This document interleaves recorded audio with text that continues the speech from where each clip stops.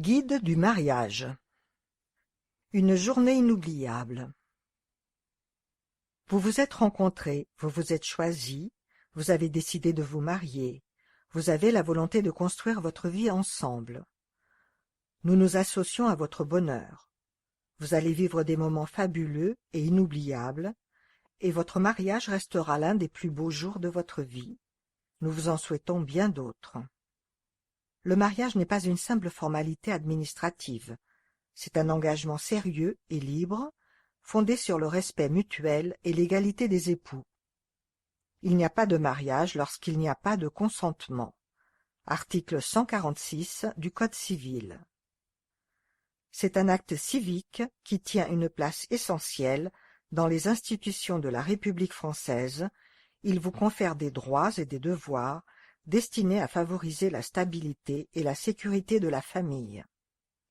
Ce livret est destiné à vous aider à mieux répondre à vos questions sur les aspects légaux du mariage, à découvrir les articles du Code civil concernant le mariage et à préparer une cérémonie dont vous ferez une fête personnalisée. Présentation de la cérémonie. Les invités et les futurs époux sont installés dans la salle des mariages par l'agent administratif. L'accueil par le maire adjoint ou le conseiller municipal de son choix. La lecture de l'acte de mariage par l'agent administratif.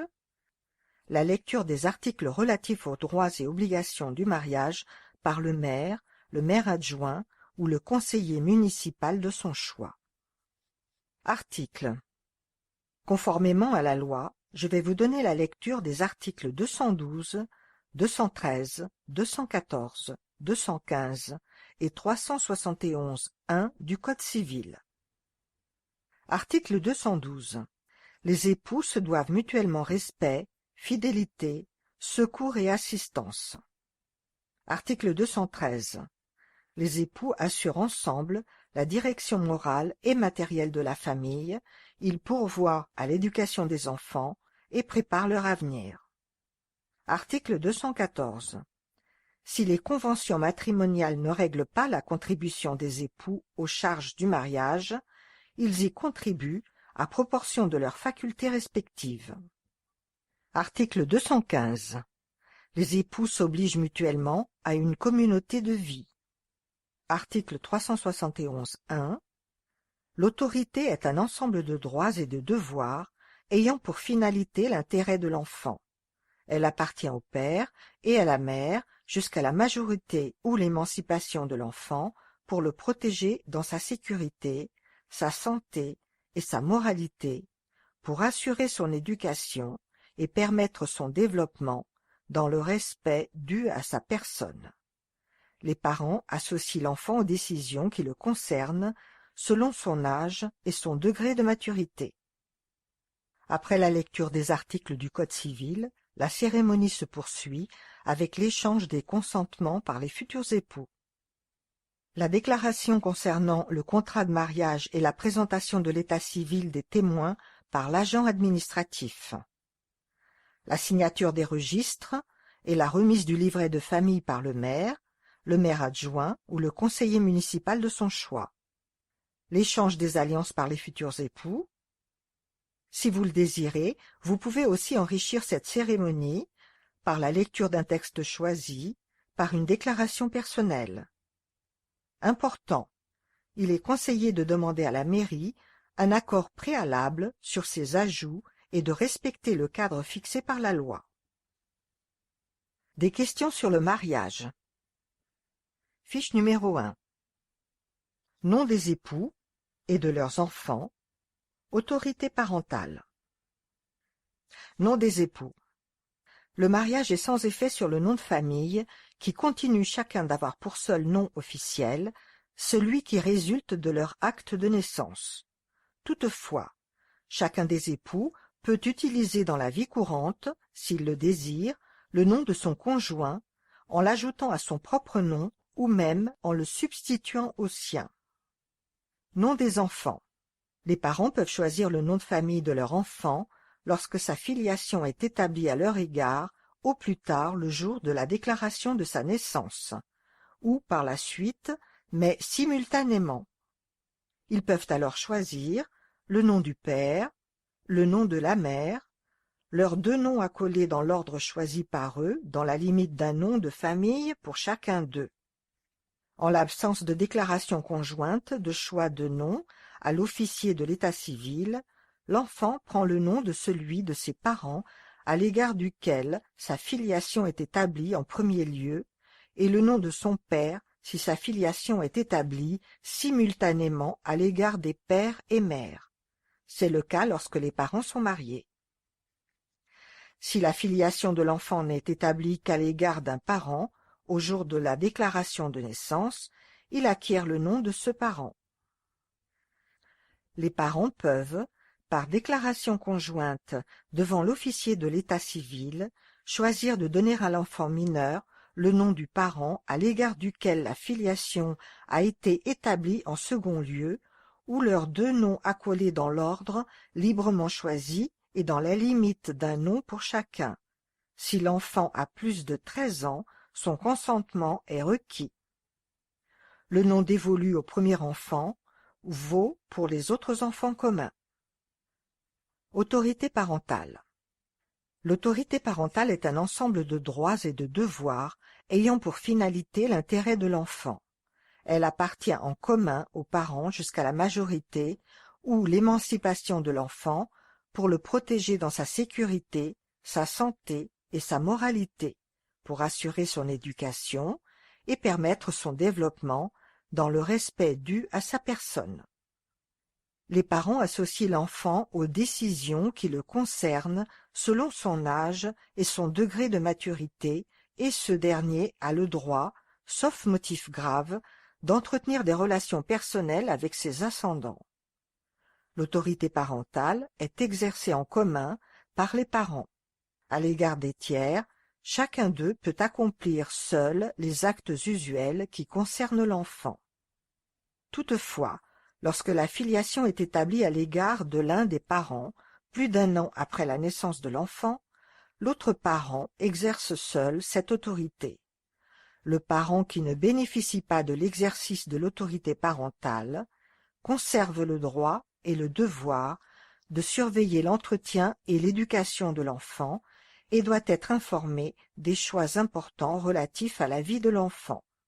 Les parents peuvent, afin d'exercer en commun l'autorité parentale, faire une déclaration conjointe devant le greffier en chef du tribunal de grande instance du domicile de l'enfant. En outre, en cas de désaccord, l'un des parents peut saisir le juge aux affaires familiales afin qu'il statue sur les modalités d'exercice de l'autorité parentale, notamment sur la résidence de l'enfant.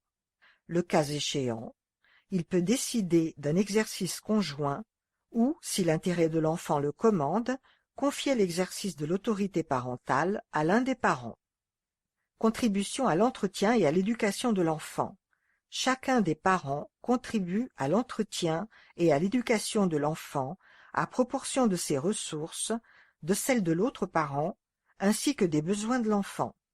Cette obligation ne cesse pas de plein droit lorsque l'enfant est majeur.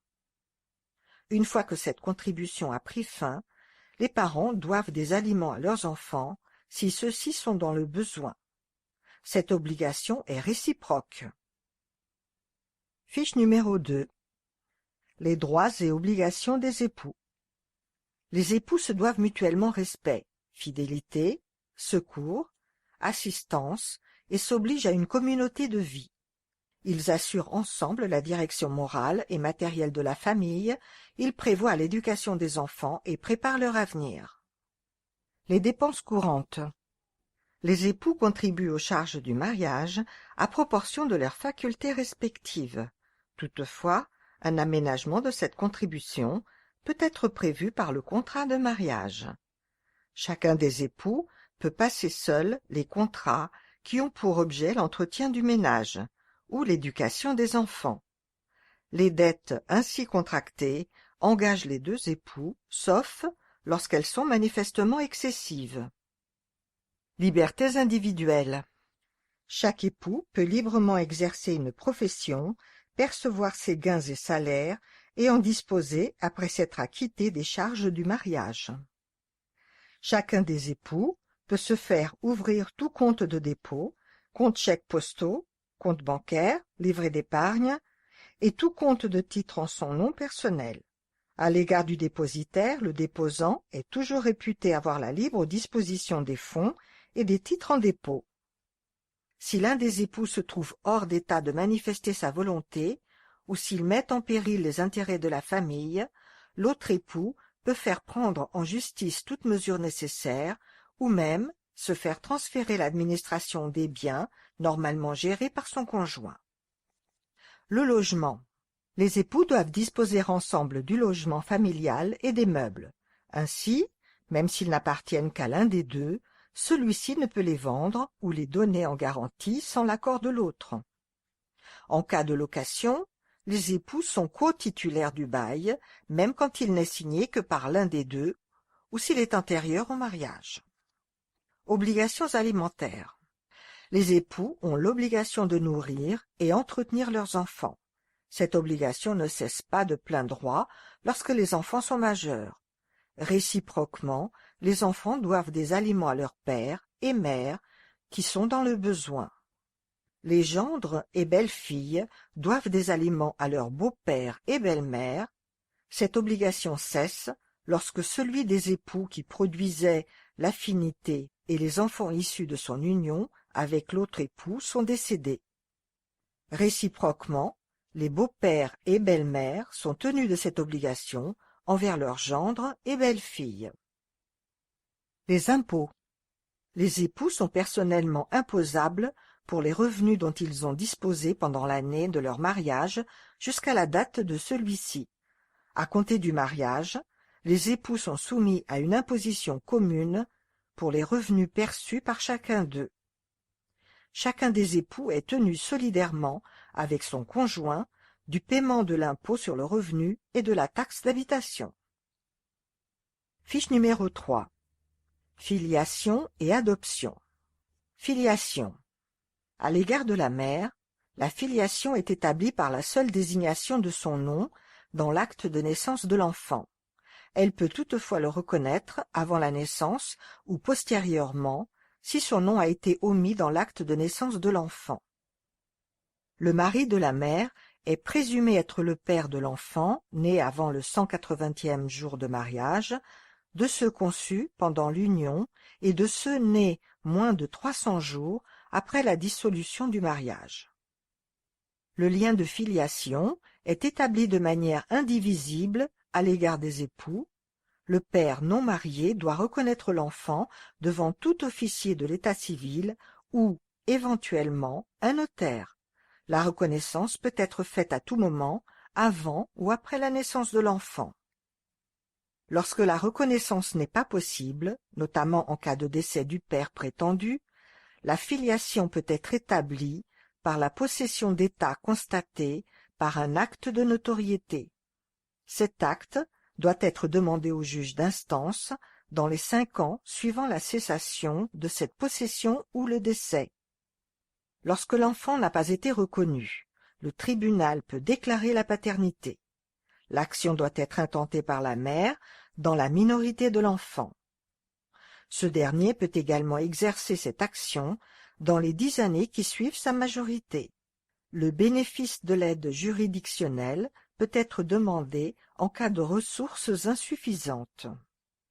Lorsque l'action en recherche de paternité n'est pas possible ou ne peut prospérer, la mère peut réclamer en justice au père le versement d'une pension alimentaire pendant la minorité de l'enfant, si elle est en mesure de prouver l'existence de relations intimes pendant la période de la conception. Adoption.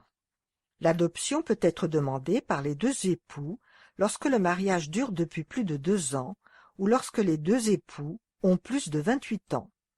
Un époux peut également adopter l'enfant de son conjoint dans certaines conditions. Elle peut également être demandée par toute personne âgée de plus de 28 ans. Si cette personne est mariée, le consentement de son conjoint est requis. L'adoption est prononcée à la requête de l'adoptant par le tribunal de grande instance, qui vérifie si les conditions de la loi sont remplies et si l'adoption est conforme à l'intérêt de l'enfant. Cette adoption peut être plénière, auquel cas le lien de filiation créé par l'adoption se substitue au lien de filiation d'origine, les deux liens de filiation coexistant alors. L'enfant adopté plénièrement acquiert le nom de l'adoptant qui se substitue à son nom d'origine. En cas d'adoption simple, le nom de l'adoptant est ajouté au nom de l'enfant. Lorsque l'adopté et l'adoptant, ou l'un d'eux, portent un double nom, le nom conféré à l'adopté résulte de l'adjonction du nom de l'adoptant à son propre nom, dans la limite d'un seul nom pour chacun d'eux. Le choix appartient à l'adoptant, qui doit recueillir le consentement de l'adopté âgé de plus de 13 ans. En cas de désaccord, ou à défaut de choix, le nom conféré à l'adopté résulte de l'adjonction du premier nom de l'adoptant au premier nom de l'adopté. L'adoptant peut demander à ce que seul son nom soit porté par l'enfant. Dans ce cas, l'enfant âgé de plus de 13 ans doit donner son consentement. L'adoptant est seul investi de l'autorité parentale, que l'adoption soit simple ou plénière. Toutefois, en cas d'adoption simple de l'enfant du conjoint, ce dernier conserve l'autorité parentale qui est exercée en commun. Fiche numéro 4. Régime matrimonial, droit du conjoint survivant. Régime matrimonial. Les époux peuvent choisir librement leur régime matrimonial en établissant un contrat de mariage devant notaire. À défaut de contrat, les époux sont soumis automatiquement au régime légal de la communauté. Régime légal de la communauté. Les biens dont chacun des époux était propriétaire avant le mariage et ceux que chacun reçoit par donation ou succession au cours du mariage leur demeurent propres. Les biens acquis par les époux et les revenus sont communs. Les actes d'administration sur les biens communs peuvent être passés par chacun des époux, à l'exception du bail consenti sur un fonds rural ou un immeuble à usage commercial, industriel ou artisanal, dépendant de la communauté, qui requiert l'accord des deux époux. Les actes de disposition sur les biens communs peuvent être passés par chacun des époux, à l'exception de la donation d'un bien commun, de la vente ou de la constitution d'une garantie sur un immeuble, fonds de commerce, exploitation ou part de société dépendant de la communauté qui requiert l'accord des deux. Chaque époux administre et dispose librement de ses biens propres. La communauté est tenue du paiement des dettes contractées par un époux au cours du mariage. Droit du conjoint survivant. Le conjoint hérite en pleine propriété d'une partie de la succession, quels que soient les membres de la famille laissés par le défunt, sous réserve des actes de disposition à titre gratuit, donation ou testament, consentis par l'époux prédécédé à d'autres personnes. En présence d'enfants ou de descendants, le conjoint hérite d'un quart en propriété. Lorsque les enfants sont issus des deux époux, le conjoint peut choisir de recevoir l'usufruit de la totalité des biens existants plutôt qu'un quart en propriété. Dans ce dernier cas, une conversion en rente viagère de l'usufruit peut être demandée par l'un des héritiers nus propriétaires ou par le conjoint lui-même. En présence des pères et mères du défunt, le conjoint reçoit la moitié en propriété. En cas de prédécédé du père ou de la mère, le conjoint hérite des 3/4. À défaut d'enfants, de descendants et des pères et mères, le conjoint survivant hérite de l'entière succession. Au décès de l'un des époux, le conjoint survivant peut rester dans le logement qu'il occupe pendant 1 an. Lorsque le logement appartient aux époux ou dépend de la succession, il s'agit d'une jouissance gratuite. Lorsque le logement est assuré en vertu d'un contrat de bail, la succession doit rembourser les loyers au conjoint survivant.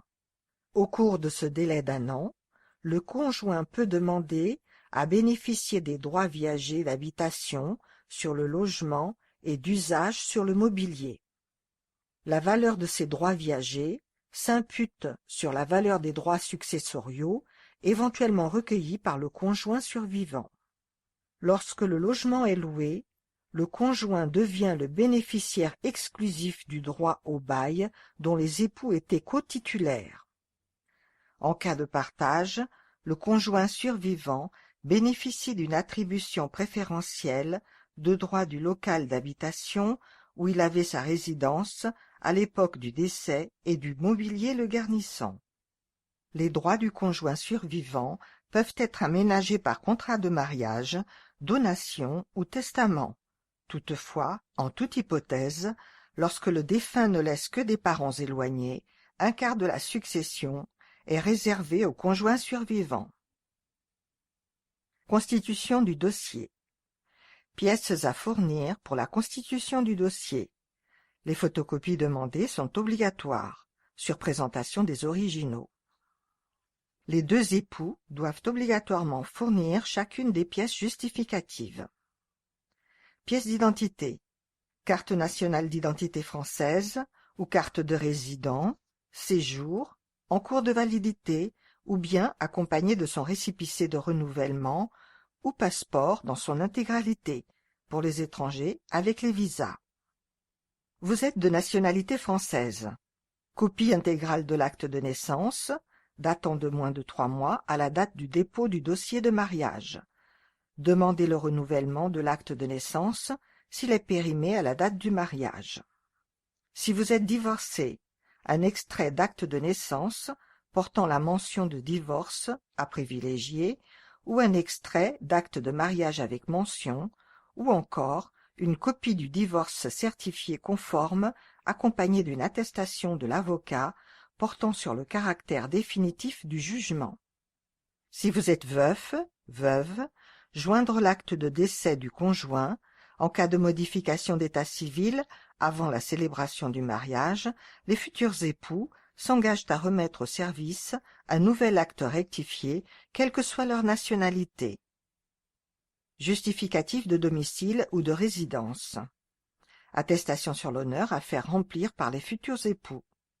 Les futurs époux sont domiciliés à Meaux.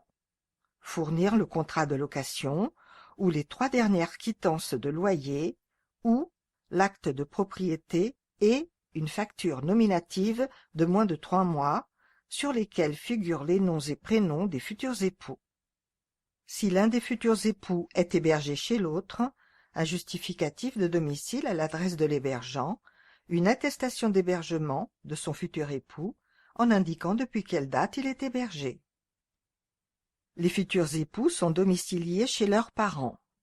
Attestation d'hébergement du père ou de la mère en indiquant depuis quelle date il ou elle est hébergé. Photocopie de la pièce d'identité du parent qui a rempli l'attestation.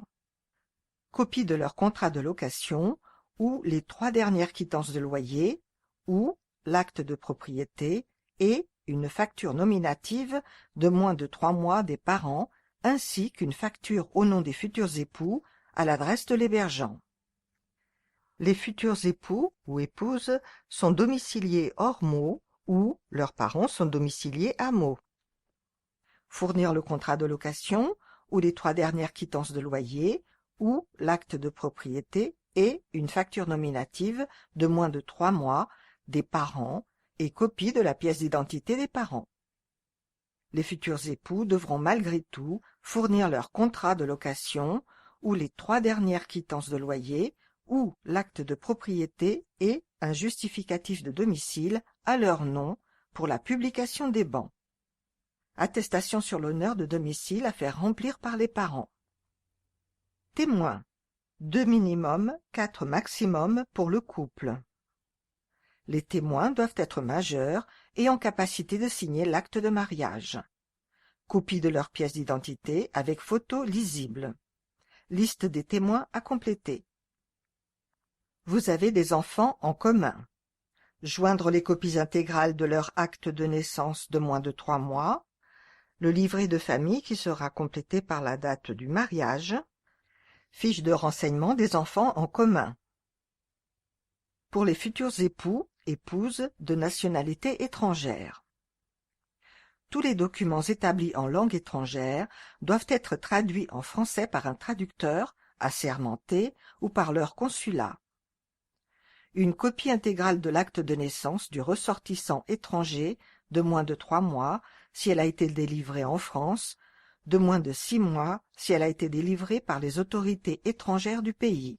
Article 66 du Code civil.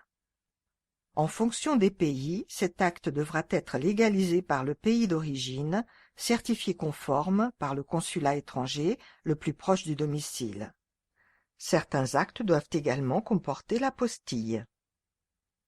Un certificat de coutume, sur lequel sera notamment indiqué si une publication de ban au consulat est nécessaire, l'article 530 de l'Y, document délivré par les autorités consulaires en France, les autorités locales du pays d'origine, à condition que le certificat de coutume indique les règles régissant le mariage, mais aussi les juristes professionnels et les avocats.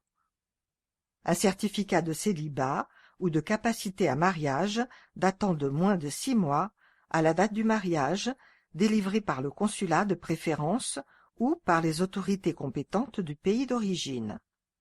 Remplir une attestation sur l'honneur de la situation administrative.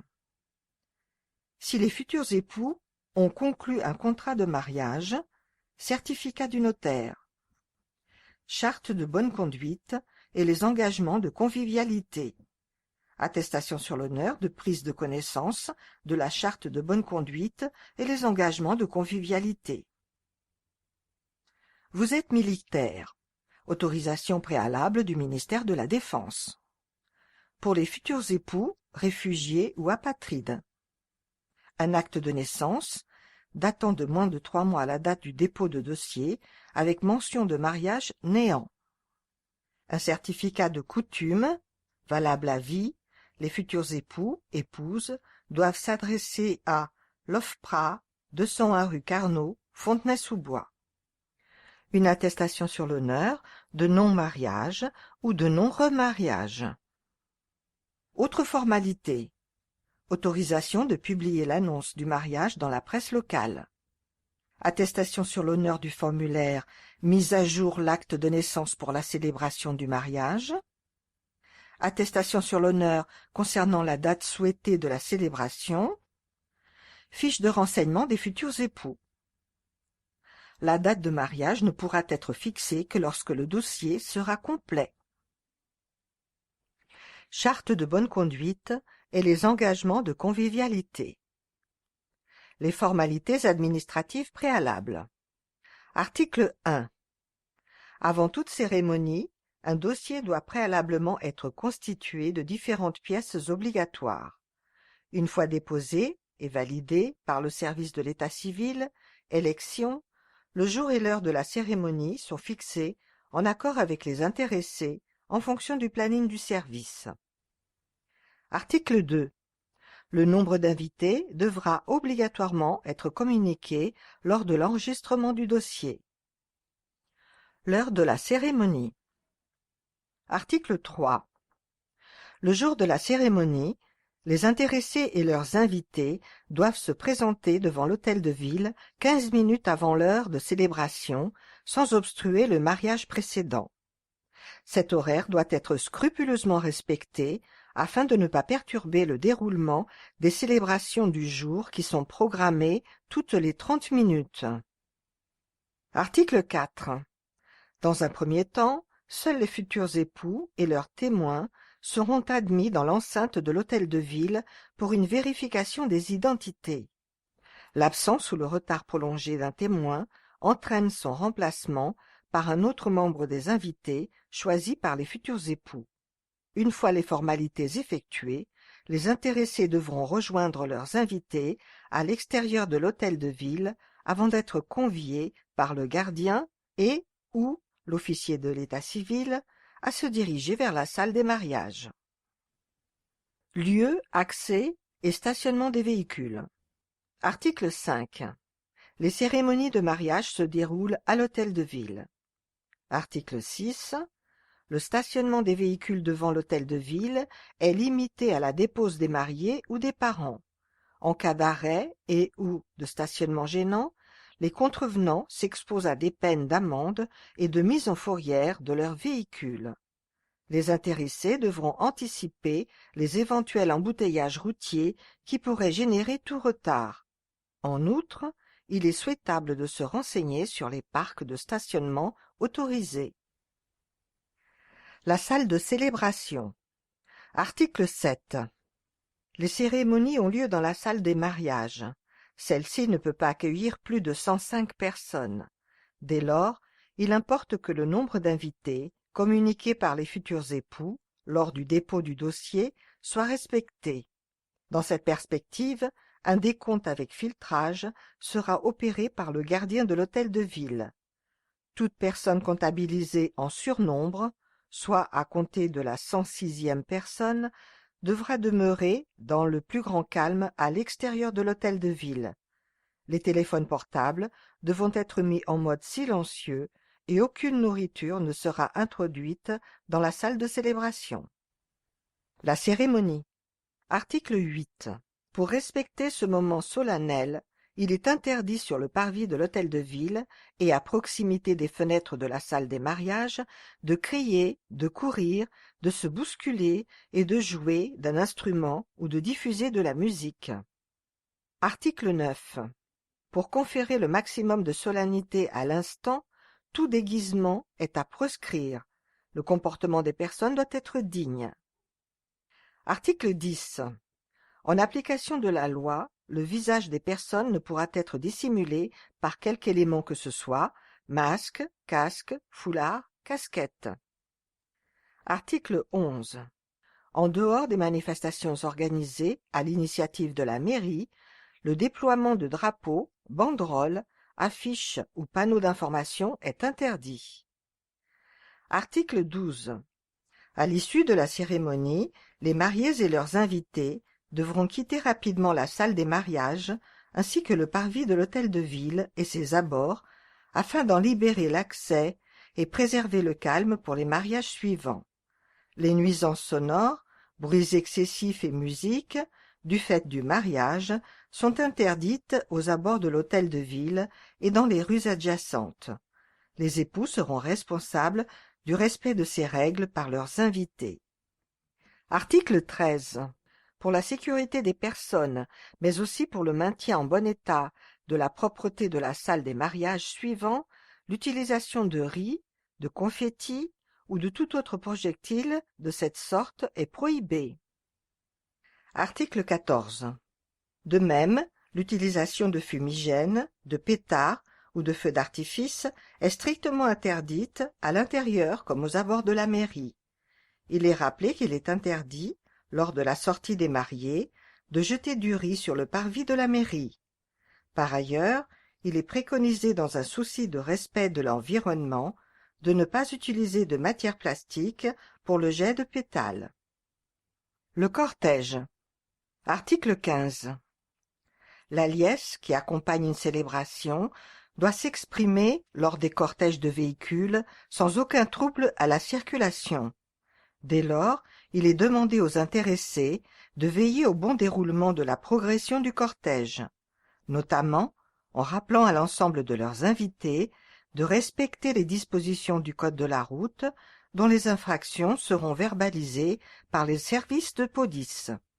Ainsi, à titre d'exemple non limitatif, le cortège devra observer les limitations de vitesse, garantir la sécurité des piétons, emprunter les seules voies de circulation autorisées aux véhicules motorisés, respecter les espaces réservés aux piétons et aux cycles. Article 16.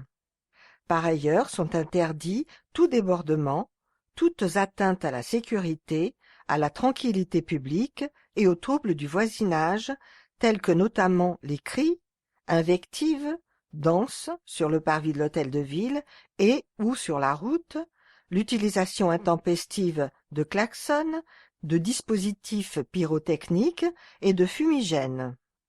Article 17. L'obstruction à la circulation urbaine par le cortège ou le rodéo motorisé est strictement interdit et sera réprimé par les services de police. Article 18.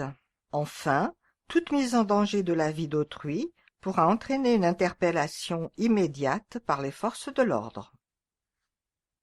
Respect de la charte de bonne conduite et les engagements de convivialité. Article 19. L'ensemble des dispositions ci-dessus doit être obligatoirement et scrupuleusement respecté. À défaut, en cas de méconnaissance des articles 3 à 14 de la présente charte de bonne conduite et les engagements de convivialité, et ou, à compter d'un retard supérieur à 20 minutes, l'élu qui officie pourra soit surseoir à la célébration de la cérémonie, soit en reporter l'horaire. En cas de non-respect des articles 15 à 18, les services de police verbaliseront soit directement, soit au moyen de caméras de vidéoprotection. En cas de désordre majeur, de menace ou de non-respect de l'ordre public d'une exceptionnelle gravité, l'élu qui officie, en vertu de ses pouvoirs de police, pourra surseoir à la cérémonie.